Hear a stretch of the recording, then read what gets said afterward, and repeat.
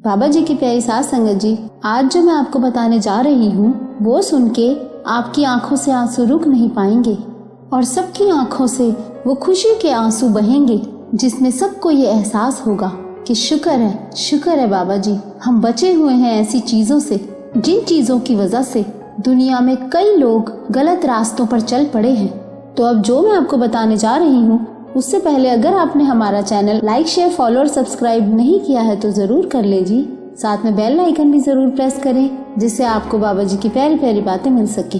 वो कहते हैं ना, कौन कहता है कि परमात्मा नजर नहीं आता, एक वो ही तो नजर आता है जब कुछ नजर नहीं आता। तो बाबा जी की प्यारी साथ संगत जी, आपको जो अब मैं बताने जा रही हूँ उससे आपके उन सवालों का भी जवाब मिल जाएगा जो सवाल हमें तब आते हैं जब हम बहुत नकारात्मक, बहुत नेगेटिव होने लगते हैं, हमें कोई रास्ता नहीं दिखता और हमारा मन भटकने लगता है।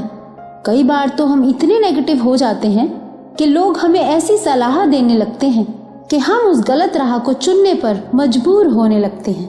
पर क्योंकि हम बाबा जी के बहुत ही प्यारे और खास बच्चे हैं, इसीलिए तो बाबा जी हमें पहले मिले। क्या बाबा जी अपने स्पेशल बच्चों को कभी गलत राह पर चलने देंगे? नहीं ना। इसीलिए कितनी ही परेशानियां आ जाएं, पर हमें डगमगाना नहीं। ये परीक्षा ही हमें बाबा जी के और नजदीक ले आती है। और जब रब साथ हो तो पूरी कायनात एक तरफ और हम एक तरफ, कुछ गलत हमारे साथ हो ही नहीं सकता।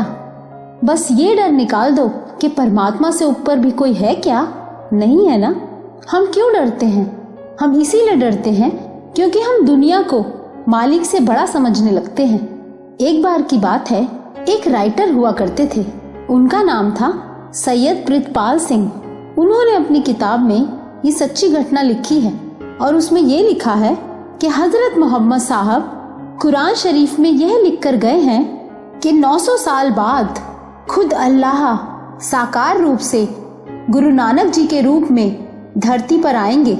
अब सोचो जरा, कुरान शरीफ में गुरु नानक पातशाह जी का नाम उनके आने से पहले ही लिख दिया गया हो, परमात्मा के आने की आहट पहले ही लिख दी गई। तो सैयद प्रितपाल सिंह जी ने खुद लिखा कि जब वो छोटे थे तब उनके पिता राजा के दरबार में मांदरी का काम करते थे। मांदरी कहते हैं जो तंत्र मंत्र सिद्धियां प्राप्त करके किसी का भी नुकसान कर सकते हैं, कुछ भी कर सकते हैं। तो उसी राज्य में एक गुरसिख भी रहता था, बड़ा लंबा उच्चा, बड़ा नूर था चेहरे पर, ऐसा अट्रैक्शन जैसे उस रब की खूबसूरत नियामत हो, ऐसा नूर झलकता था, बड़ा ही सुंदर। उसकी ऐसी पर्सनालिटी थी कि एक तरफ अगर राजा का रथ निकल रहा हो और दूसरी तरफ वो गुरसिख निकल रहा हो तो राज्य की सारी प्रजा राजा को छोड़कर उस गुरसिख की तरफ खींचे चले जाते थे। अब ये सब देखकर राजा को जलन होने लगी, जेलसी होने लगी कि मेरे होते हुए लोग मुझे तवज्जो ना देकर इस इंसान को देखते दौड़ पड़ते हैं। अब उस राजा की ईगो हर्ट हो गई। उसको लगा राजा तो मैं हूँ, लोगों को मेरा सत्कार करना चाहिए।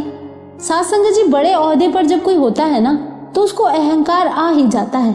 अब उस राजा के अंदर क्रोध इतना घर कर गया कि उसने उस गुरसिख को जान से मारने की ठान ली और अपने मांदरी से कहा कि मुझसे अब ये सब देखा नहीं जाता, इसीलिए इस सिख को मरवा देना चाहिए।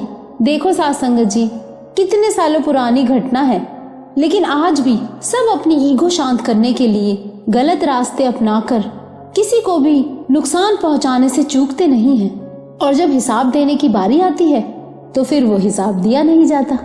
अब क्या हुआ, राजा ने अपने सलाहकारों से उस सिख को मरवाने की बात की तो सलाहकारों ने समझाया कि अगर आप बिना किसी वजह के इस सिख को मरवाओगे तो सारी प्रजा आपके खिलाफ हो जाएगी और यही सोचेगी राजा तो बहुत ही बुरा आदमी है और फिर प्रजा बागी हो जाएगी।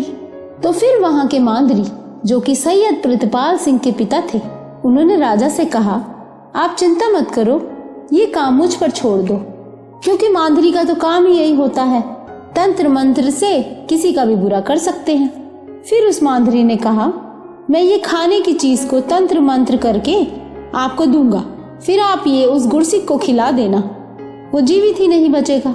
सैयद प्रितपाल सिंह उस वक्त छोटे थे तो उन्होंने खुद देखा कि उनके पिता काफी देर तक कुछ हाथ में रखकर मंत्र पढ़ते रहे। फिर राजा को जाके दे दिया कि उस सिख को किसी भी तरह खिला देना। तो राजा ने उस गुरसिख को खाने पर इनवाइट किया और साथ बैठकर उसको ये खिला दिया। जब वो सिख वहां से चला गया तो राजा ने सोचा कि अब तो ये मर ही जाएगा।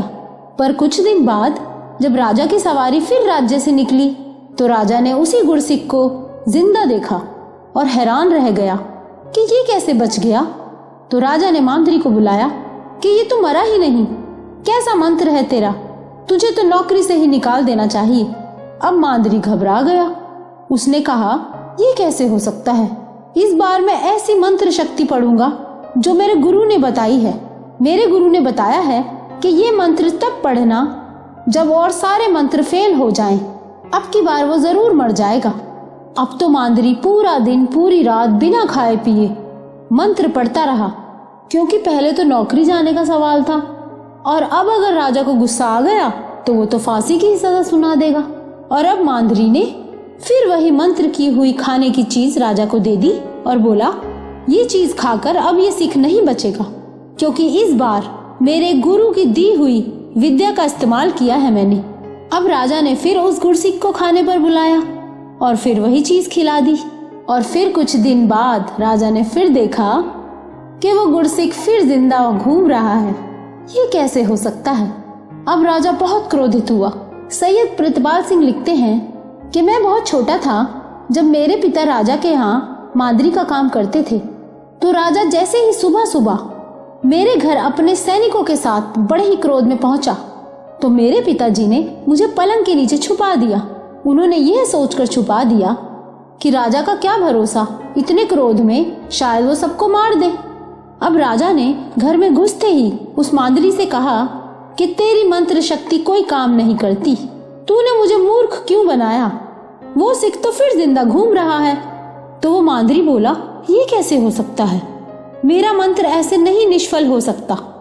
अगर ऐसा हुआ है तो आप मुझे बेशक मार देना, पर उससे पहले मुझे उस गुरसिख से मिलना है, क्योंकि ऐसा हो ही नहीं सकता। जो मेरे गुरु की विद्या है वो अचानक फेल नहीं हो सकती। ऐसा क्यों हुआ कि सिख बार बार बच गया। अब राजा भी मान गया उसकी बात, क्योंकि वो भी हैरान था कि ऐसा क्या है इस सिख में जो ये बार बार बच जाता है। अब राजा ने उस गुरसिख को फिर बुलाया और उसको सारी बात सच बता दी कि कैसे कैसे हम तुझे मारना चाहते थे पर तू बच गया, ऐसा क्यों हुआ। पहले तो वो सिख बहुत हैरान हुआ, पर फिर मुस्कुराया और बोला, मुझे क्या पता मैं कैसे बच जाता हूँ, वो तो मेरा सतगुरु ही जाने। अब यहाँ सैयद प्रितपाल सिंह लिखते हैं कि मैं भी बहुत छोटा था तो वहीं उन्हीं के साथ खड़ा था। ये सच्ची घटना जो सैयद प्रितपाल सिंह लिख रहे हैं, क्योंकि उनके साथ आप बीती थी। अब सैयद प्रितपाल सिंह के पिता जो मांद्री थे, राजा और वो गुरसिख सब वहीं खड़े थे और सब बड़े शांत खड़े थे। अब सैयद प्रितपाल सिंह के पिता जो कि मांद्री थे, उनकी नजर उस गुरसिख पर पड़ी तो उन्होंने देखा कि वो गुरसिख खड़ा तो शांत है, पर उसके होठों पर कुछ मूवमेंट है, उसके होठ हिल रहे थे। तो मांद्री ने पूछा कि तुम क्या पढ़ रहे हो। तो उस गुरसिख ने जो पढ़ के बताया, सारी संगत ध्यान से सुनना। उस गुरसिख ने ये पढ़ के सुनाया, एक ओंकार सत्य नाम कर्ता पुरख निर्भव निर्वैर अकाल मूरत अजूनी सैभंग गुर प्रसाद जप आद सच जुगाद सच है भी सच नानक होसी भी सच। अब वो मांद्री हैरान हो गया और एकदम से बोला कि ये आखिरी में तूने क्या बोला। तो वो गुरसिख ने कहा, नानक होसी भी सच।